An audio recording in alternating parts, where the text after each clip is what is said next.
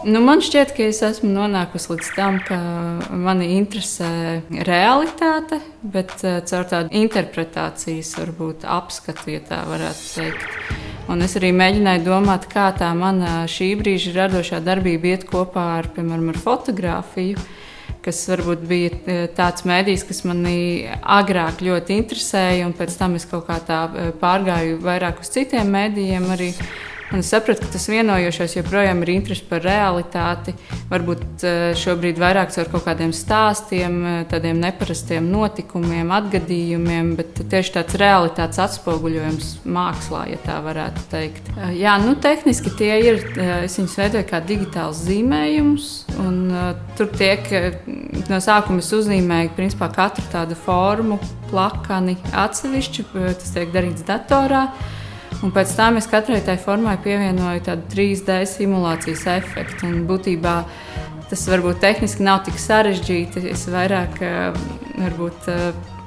strādāju ar pacietību, jo tas ir diezgan tāds piņķerīgs process, bet kopumā, manuprāt, interesants rezultāts. Man šķiet, ka manos darbos ļoti svarīgas ir arī emocijas.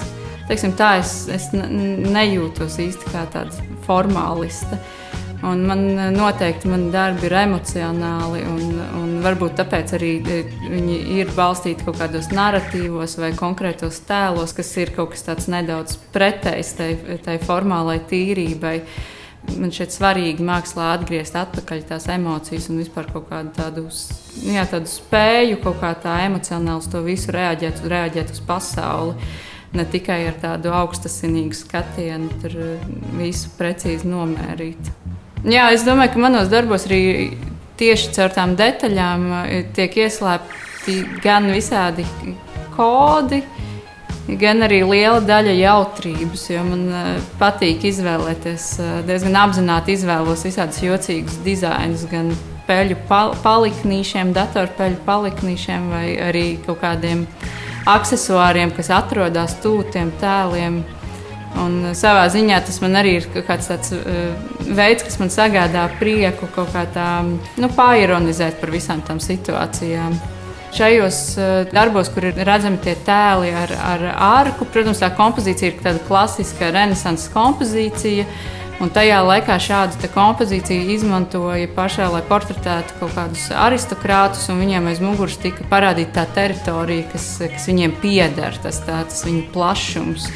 Un šajā gadījumā atkal man šķita interesanti to varbūt tā nedaudz apvērst un parādīt to teritoriju tieši Covid kontekstā. Tā kļūst par to teritoriju, kurā tu īsti kam tu netiec vairs klāt, jo tu esi nedaudz izolēts tajā savā vidē. Un līdz ar to tas plašums tev paliek aiz tā loga, bet vairs īsti nepiedara.